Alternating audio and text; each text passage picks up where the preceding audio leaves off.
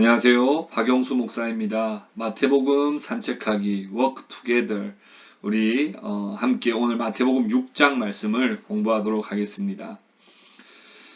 성경 묵상 방법 잘 아시죠? 특별히 사변적인 지식으로 하나님 말씀을 공부하는 것은 옳지 않습니다. 깨닫게 되기 위하여 성령의 조명하심을 간구하시기 바랍니다. 성경책을 펴시고 성경을 눈으로 읽으시고 또 강의를 들으면서 줄도 긋고 필기도 하시기 바랍니다. 깨달음과 적용들을 조원들과 또 가족들과도 함께 나누시기를 바랍니다. 우리 본격적으로 6장 말씀 함께 보겠습니다. 첫 번째, 의의 동기는 무엇인가 하는 부분입니다. 우리 1절, 2절 한번 말씀 봅시다. 사람에게 보이려고 그들 앞에서 너희 의를 행하지 않도록 주의하라. 그리하지 아니하면 하늘에 계신 너희 아버지께 상을 받지 못하느니라. 그러므로 구제할 때에 외식하는 자가 사람에게서 영광을 받으려고 회당과 거리에서 하는 것 같이 너희 앞에 나팔을 불지 말라. 진실로 너희에게 이르노니 그들은 자기 상을 이미 받았느니라. 아멘. 사람에게 보이려고 하는 동기, 사람에게 영광을 받으려고 하는 그 동기는 그 동기로 가지고 무엇인가를 의를 행하거나 순종을 하거나 어떤 행동을 했을 때 결코 하늘에 계신 너희 아버지께는 상을 받지 못한다고 말씀해요. 왜냐하면 이미 자기 상을 받았기 때문입니다. 그런 면에서 볼 때 우리가 사람의 칭찬, 사람에게 어떤 영광을 받는 것은 어쩌면 그것을 받을수록 하늘의 상은 더 없겠다 그런 생각을 우리는 해보게 됩니다. 그래서 항상 주의하라는 거예요. 너희 의를 그렇게 사람들에게 보이려고 행하지 않도록 주의하라. 여러분 2절 이하에 나오는 어떤 구제할 때 꼭 무슨 어떤 회당과 거리에서 뭐 나팔을 불면서 그렇게 사람들 앞에 보이려고 하는 것까지 그렇게까지는 안 한다 할지라도 주의하라는 겁니다. 이번에 한번 그렇게 안 했다고 해서 그 다음번에 또 그렇게 하지 말라는 법 없거든요. 그래서 항상 주의하라는 거예요. 항상 주의해야 됩니다. 구제라고 하는 것 자체가 나쁜 거 아니죠. 구제는 꼭 필요한 겁니다. 사람이요 혼자 살 수 없어요. 서로 돕고 서로 사랑하면서 살아야 되는 겁니다. 구제는 이웃을 도와주는 선한 행동입니다. 그러나 아무리 구제라 할지라도 나쁜 것들이 끼어 들어올 수 있어요. 나쁜 것들이 끼어 들어올 수 있습니다. 구제할 때 내가 이렇게 구제합니다 라고 하는 것을 통해서 사람들에게 보이려고 하고 사람들에게 영광을 받으려고 하는 것을 통하여 자신이 높아지고 자신이 인정받으려고 하는 그런 나쁜 것들이 끼어 들어올 수 있음을 우리는 늘 기억하고 주의해야 된다는 거예요. 3절에 너는 구제할 때 오른손이 하는 것을 왼손이 모르게 하라고 이야기해요. 오른손이 하는 것을 왼손이 어떻게 모르게 합니까? 사실 오른손이 하는 걸 왼손은 알 수 있어요. 왜 가급적이면 같이 하거든요. 오른손이 하는 걸 왼손이 모르게 한다라고 하는 그런 어떤 의미라기보다도 철저하게 은밀하게 하나님 앞에서 하라는 거예요. 여러분 하다 보면요 선행을 하거나 또 구제를 할 때 보면요 다른 사람들이 알게 되는 경우가 있어요. 또 모르게 하려고 해도 꼭 알 수밖에 없는 상황이 될 수도 있습니다. 그러나 그런 중에도 철저하게 코람되어 철저하게 하나님 앞에서 하나님만 아시면 된다라는 마음으로 해야지 사람에게 칭찬과 인정을 갈급해 하면서 그런 구제를 할 때는 그것은 이미 자기 상을 다 받았기 때문에 하늘 아버지에서께는 상을 받지 못한다고 말씀하는 거죠. 4절에 내 구제함을 은밀하게 하라. 은밀한 중에 보시는 너의 아버지께서 갚으시리라. 여러분 은밀하게 하면요 왠지 아무도 모를 것 같아요. 정말 나만 알고 하나님도 아신다고 생각이 되지만 또 어떨 때는 하나님도 모르시지 않을까라고 하는 생각이 들 때가 있습니다. 그렇지 않습니다. 우리가 아무리 은밀하게 해도 하나님은 다 보고 계신다는 거예요. 그래서 여러분 우리가 어떤 의를 행할 때 또 어떤 순종을 할 때 어떤 선행을 할 때 철저하게 사람에게 보이려고 하지 말고 오직 하나님 앞에서 하나님이 다 보고 계심을 기억하고 은밀한 중에 그렇게 할 때 하나님께서 우리에게 큰 상을 베풀어 주신다는 것을 우리는 꼭 기억해야 될 것입니다.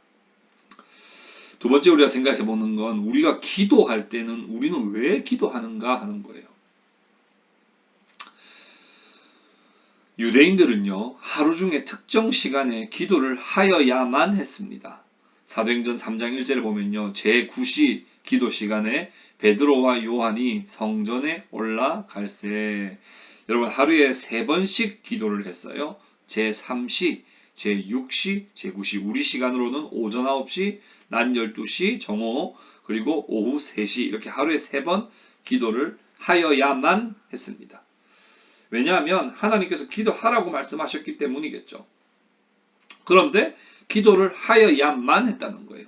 그게 의무였고 그 의무를 넘어서 그것이 오히려 형식적인 것이 되었고 그 형식적인 것을 사실은 이 외식하는 자들처럼 자신이 기도하는 것을 드러내는데 이제 악용이 되었다는 겁니다. 여러분, 이 외식한다는 건요, 철저하게 인본주의적인 종교 의식이에요. 사실 여러분, 기도 왜 합니까?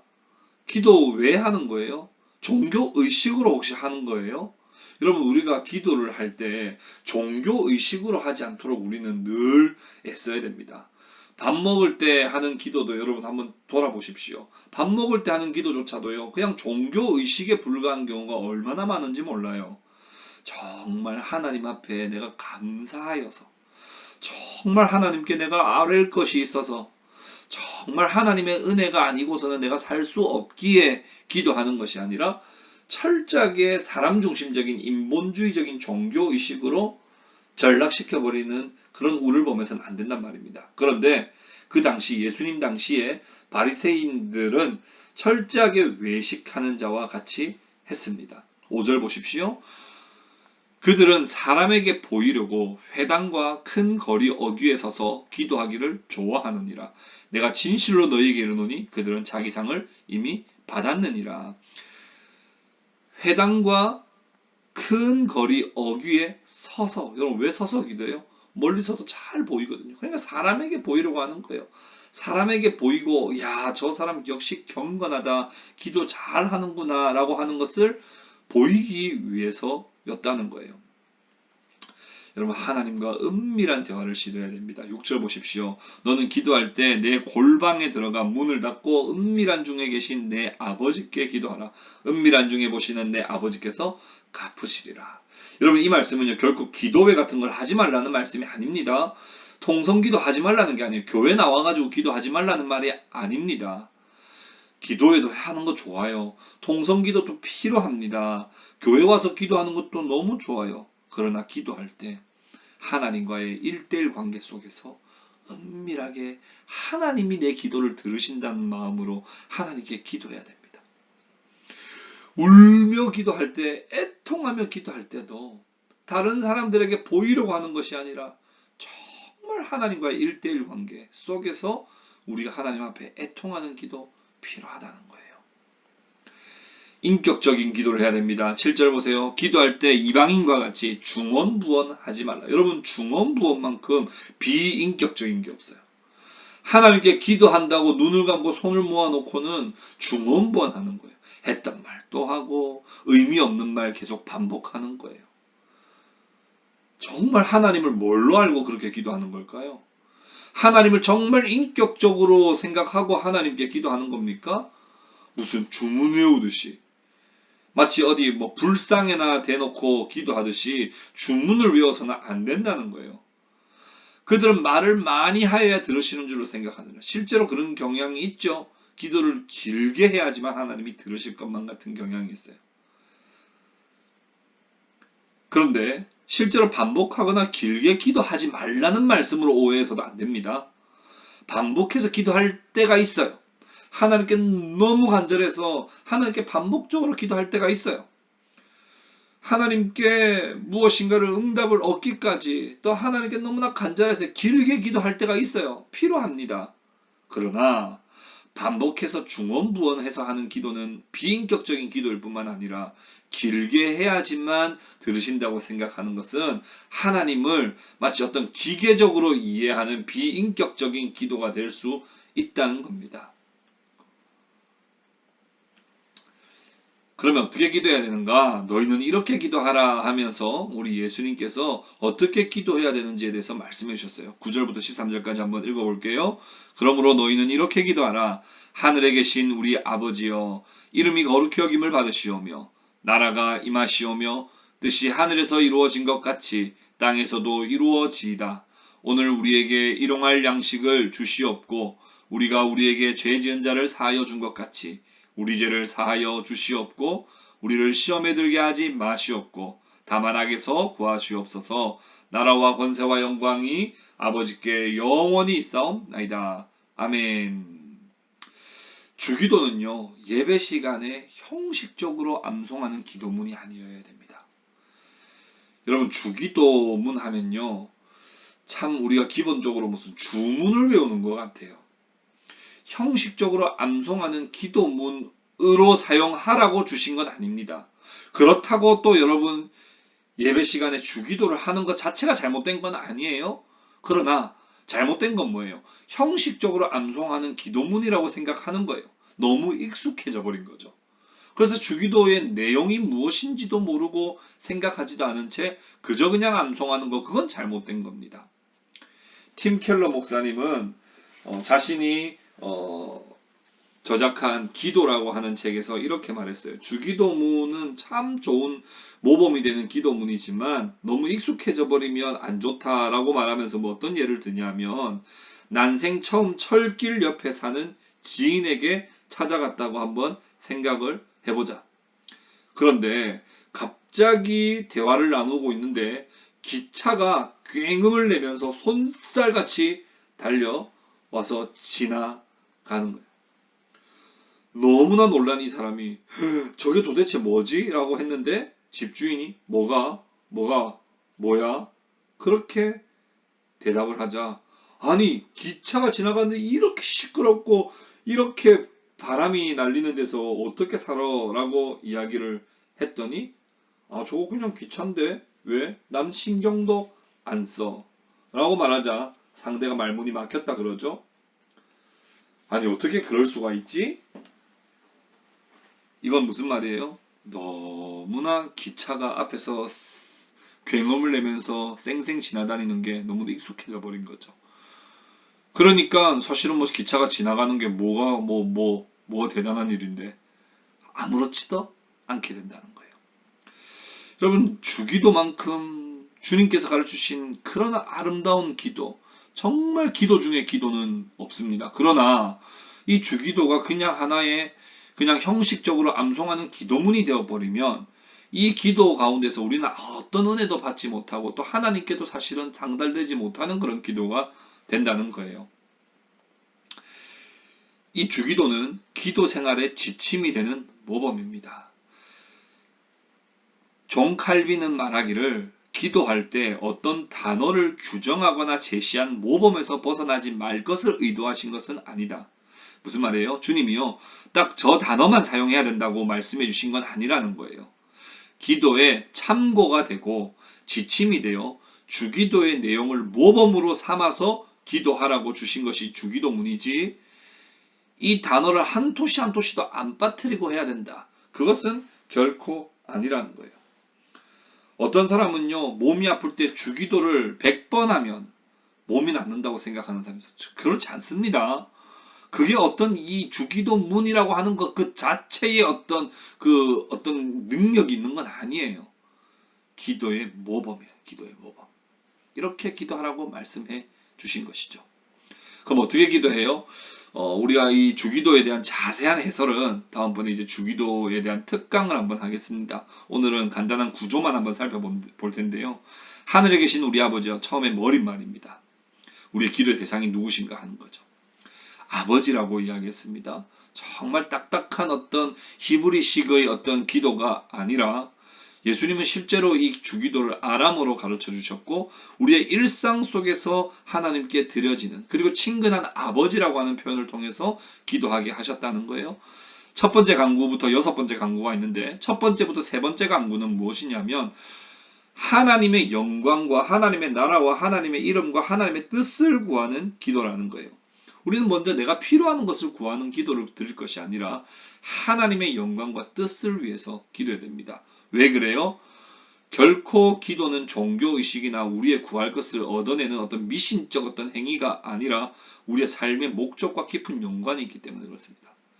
웨스민스터 소요리 문답의 제1문 1답은 뭐예요? 우리의 제일 된 목적이 무엇이냐? 하나님을 영화롭게 하고 그를 영원토록 즐거워하는 것이라고 그랬거든요. 우리의 제일 된 목적은 하나님과 깊은 관련이 있습니다. 그래서 우리가 기도해야 될 첫 번째부터 세 번째까지는 하나님의 영광, 하나님의 나라, 하나님의 이름, 하나님의 뜻을 구하는 거예요. 그리고 난 다음에 우리가 우리를 위해서 구할 것을 기도한다는 거예요. 그리고 마지막으로 나라와 권세와 영광이 아버지께 영원히 있사옵나이다. 아멘. 이렇게 기도의 모범을 보여주신 겁니다. 우리가 기도할 때 당장 내가 필요한 거, 당장 내가 원하는 거 있지만 하나님의 나라와 의를 먼저 구하십시오. 그러면 이 모든 것을 너희에게 더해 주시겠다. 그렇게 주님께서 우리에게 말씀하셨습니다. 우리 마태복음 6장 34절에 그렇게 말씀을 하고 있죠. 마태복음 6장 33절 그런즉 너희는 먼저 그의 나라와 그의 의를 구하라. 그리하면 이 모든 것을 너희에게 더하시리라. 하나님의 나라와 의를 먼저 구할 때 하나님 우리의 필요를 아시고 다 채워주시는 줄 믿고 그렇게 기도할 수 있기를 바랍니다.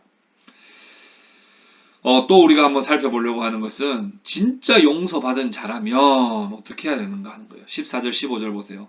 너희가 사람의 잘못을 용서하면 너희 하늘 아버지께서도 너희 잘못을 용서하시려니와 너희가 사람의 잘못을 용서하지 아니하면 너희 아버지께서도 너희 잘못을 용서하지 아니하시리라.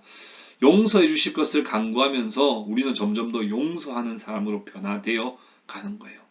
여러분 1만 달란트 비유 아시죠? 자기는 엄청나게 탕감을 받았으면서도 자신에게 조금 빚진 친구를 때리고 옥에 가두는 그런 일을 우리는 행해서는 안 됩니다.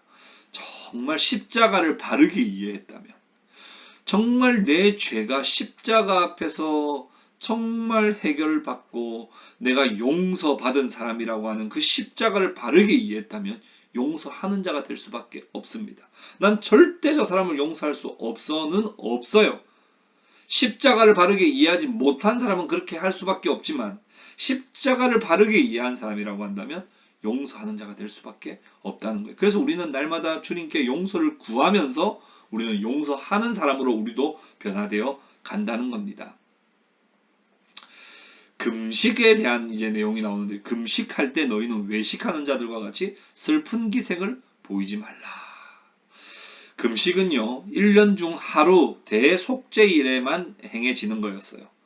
그런데 바벨론 포로 이후에 금식을 일주일에 2번까지 계속해서 확장시켜 나갔습니다. 그러다 보니까 횟수가 점점 많아지면서 이 금식이라고 하는 것 자체가 형식적이고 위선적인 것으로 변질되었어요. 그래서 금식을 할 때 슬픈 기색을 보여요. 그리고 사람들에게 보이려고 얼굴을 흉하게 한다는 거예요. 왜 그렇게 하는 거예요? 내가 진심으로 하나님께 참회하고 있다는 것을 다른 사람들에게 보이기 위함입니다. 여러분 금식은 왜 하는 거예요? 경건한 척 하기 위한 도구가 아니에요. 금식이라고 하는 것은 내가 얼마나 경건한 사람인가를 보여주기 위함이 아니라 내 개인이나 민족이 특별한 어려움을 당했을 때 하나님께 진정으로 내 죄를 참회하거나 영적으로 내가 집중을 하기 위할 때 내가 육신의 어떤 만족을 얻을 수 있는 이 음식을 내가 금하고 온전히 하나님 앞에 나아가 하나님께 집중하기 위해서 우리가 금식을 하는 거죠. 결코 경건한 척 하기 위한 내가 꽤 믿음이 있는 사람 척을 하기 위한 도구가 아니라는 거예요. 그렇기에 17절에 머리에 기름을 바르고 얼굴을 씻으라는 거예요. 마치 금식 안 한 사람처럼 금식을 하라는 거예요. 그래서 하나님 앞에 은밀하게 애통할 때 하나님이 우리의 그 은밀한 중에 금식으로 하나님 앞에 나아가 집중하는 것을 하나님은 다 아시고 우리에게 갚아주신다고 말씀을 하시는 거예요. 그래서 진짜 용서받은 자라면 다른 사람도 용서할 수 있는 사람이고, 진짜 용서받는 자라면 내가 그렇게 다른 사람에게 진짜 회개하며 경건하게 살아간다는 것을 내가 내색하지 않고도 하나님 앞에 은밀하게 내가 진짜 용서를 구하고 그 용서 죄사함의 은혜를 누린다 한다는 거예요. 우리는 그러면 마지막으로 누구를 섬길 것인가 하는 부분에 대해서 한번 좀 살펴보려고 합니다.